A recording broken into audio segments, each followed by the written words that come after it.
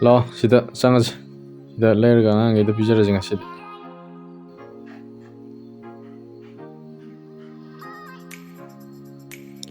ꯆꯦ ꯑꯉꯥꯡ ꯑꯆꯥꯄꯣꯠ ꯑꯃ ꯑꯅꯤꯗ ꯂꯧꯒꯦ ꯁꯤ ꯕ꯭ꯔꯦꯁꯁꯤꯅ ꯐꯒꯗ꯭ꯔꯥ ꯁꯤ ꯇꯧꯔꯒꯦ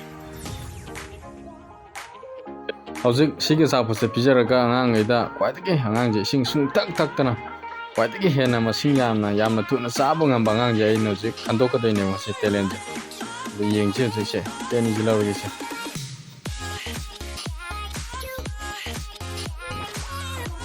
ꯌꯥꯔꯅꯤ ꯀꯣꯟꯅꯗ꯭ꯔꯒꯁꯦ ꯑꯅꯤꯁꯦ ꯄꯨꯔꯒꯦꯁꯦ ꯑꯗꯨ ꯀꯣꯟꯅꯗ꯭ꯔꯒꯅ ꯑꯃꯨꯛ ꯑꯃ ꯂꯧꯕ ꯂꯥꯛꯑꯒꯦ ꯑꯉꯥꯡꯈꯩꯒꯤ ꯑꯗꯣ ꯑꯅꯤꯁꯦ ꯄꯨꯔꯒꯦ ꯍꯧꯖꯤꯛ ꯑꯅꯤꯁꯦ ꯄꯨꯔꯦ ꯌꯦꯡꯉꯁꯤ ꯃꯌꯥꯝ ꯍꯧꯖꯤꯛ ꯑꯗꯣ ꯑꯩꯈꯣꯏ ꯑꯅꯤ ꯂꯩꯔꯨꯕꯅꯦ ꯀꯣꯟꯅꯗꯕꯗꯒꯤ ꯍꯧꯖꯤꯛ ꯑꯃꯨꯛ ꯑꯃꯃꯨꯛ ꯂꯩꯔꯨꯔꯦ ꯑꯉꯥꯡꯁꯦ ꯃꯁꯤꯡꯁꯦ ꯉꯁꯥꯏ ꯄꯥꯕꯗꯤ ꯍꯦꯟꯀꯠꯂꯦ ꯑꯩꯈꯣꯏ ꯏꯆꯥꯗꯤ ꯌꯥꯝꯕꯅꯤꯅ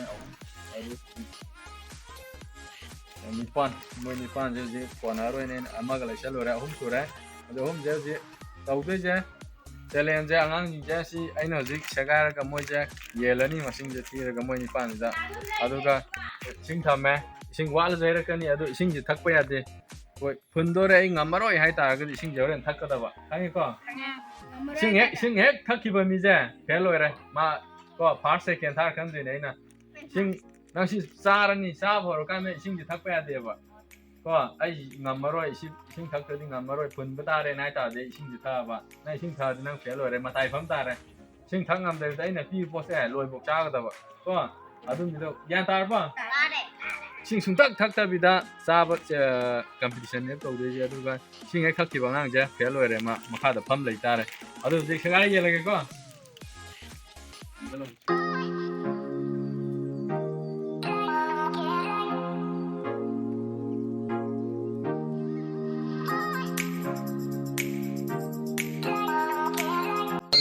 ꯀꯔꯝꯕ ꯑꯉꯥꯡꯅ ꯈ꯭ꯋꯥꯏꯗꯒꯤ ꯍꯦꯟꯅ ꯃꯥꯒꯤ ꯊꯧꯅꯥꯁꯦ ꯂꯩꯒꯦꯁꯦ ꯉꯁꯤ ꯈꯪꯗꯣꯏꯅꯦ ꯑꯩꯅ ꯌꯦꯟꯕ ꯍꯧꯔꯒꯦꯀꯣ ꯃꯔꯤ ꯍꯥꯟꯅ ꯌꯦꯡꯒꯦ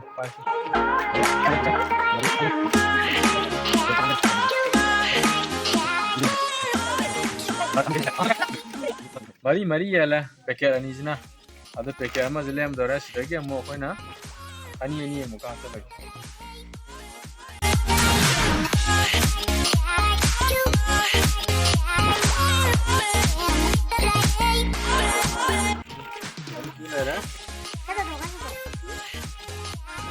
Yan mo lang yung ko.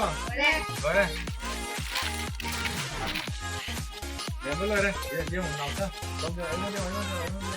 Yung với phần này con. Nó phần với cái nào. Taruk na ta. Giờ xin taruk xe. Rồi gì nữa nè. Sa phòng có tầm da makha ta tan bây giờ makha tan mi đó. Adun su fail rồi. Đúng Sire. Makha ta tan mi đó. Ham be are.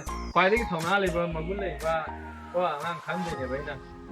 Để lấy bằng khăn gì nữa của chúng ta ngang pha gì đấy mà pha sao cái mi phút là hụt chắc là cái mà khá thà đó bây giờ đi mà là con là em thôi là sao với tầm cái đó mà có đúng không nó phần số ta cái đi xin chỉ lo thắc về xin chỉ lo thắc của ta cái đi nó sạch rồi ta phẩm lại cái đó vậy ở đây hồi rồi ra đi ra ready one two three start hold on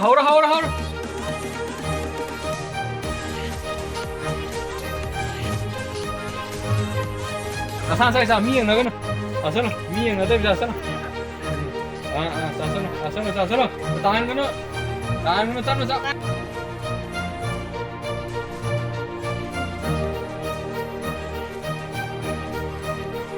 mày nào kìa đi tôi sao vậy mày nào đi chụp này nào đi chụp này ra sao ôi ra sao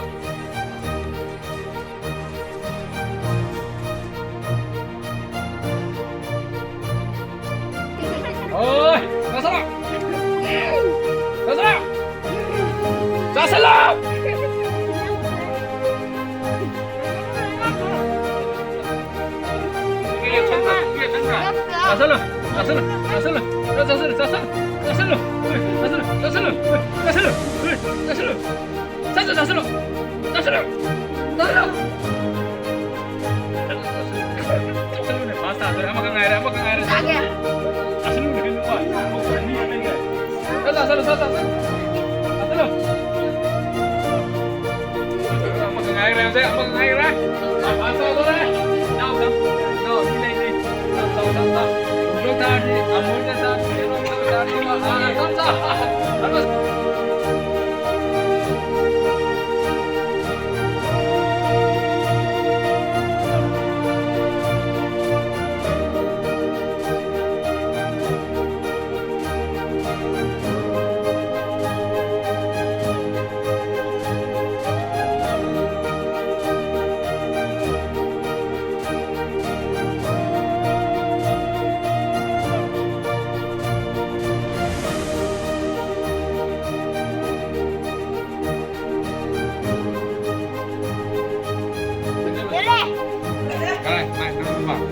Ini untuk nak kau tak kelar.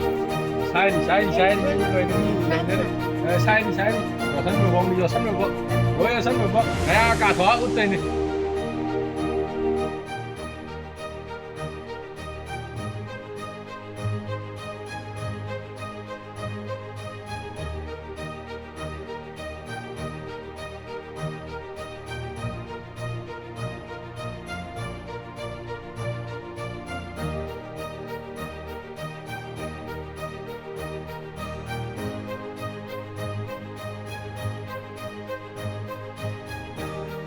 Pass ले बा pass ले रहा now क्या now का धोएंगे second ठीक है pass second third वाली ले बोले हाँ बदल ले ठीक है बदल साइड को अगला ना बदल साइड से third मेरे third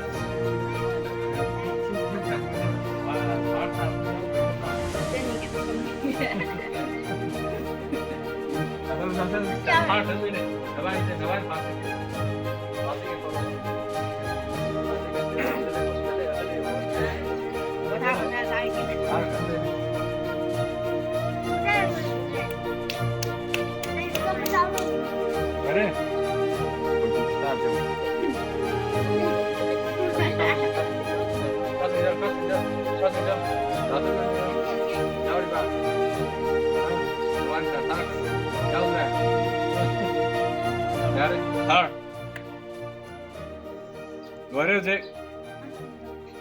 luar je sing thak pe re, 5 second thak le re, sing thak pe re. Ngamong dab je punishment, saya udah tu ngamong deh punishment tu ambil. Hamu lepu, saya pilih ke ana. Ready lida, tahu natra, tahu natra. Hamu lepu tu na, ani. Hamu lepu kun tahun yang mana?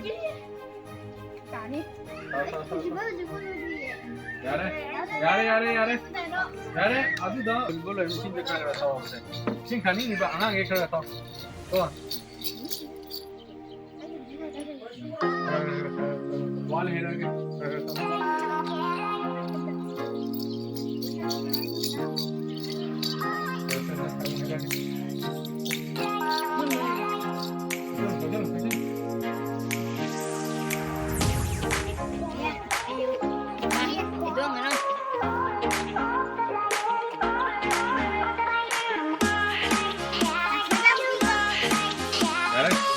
ini deh, kamu ada je pas sekian thar tabnu yang song solo, ada. Tahu tu kamu je form leku sih kayak cuci orang tahu ni. Oh no, kamu ada no yang na pas sekian thar tar, no yang mui tu kaya tahu ni. Kamu leku tahu ni kan? Ada ini kita punishment tahu ni. Kalau leku tahu lah ni high grade. Kamu leku kaya tahu ni kan? Tidak. Ini rakam, itu kan. Karena itu kerja kita harus break terus. Noi, iya apa yang? Nanti kita udah, noi masing tiyo. Nah, apa yo? Ready? Ready. 1, 2, 3. 1, 2, 3,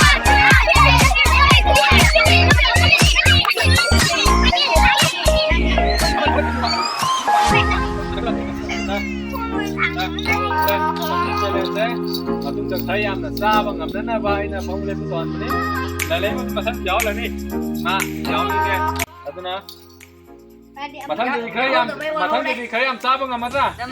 멍다방게. 마탕다. 아. Mẹ mà xem video lên phải sao video đi. 아니 아이비를 거 Like 찍어요. video đi. Like. Comment. Share. Copy mo. 마탕 찍어. 아요. 마시드 mayam. 마시드 mayam. 마시드 mayam. Bye bye Taro. Bye bye. Bye bye.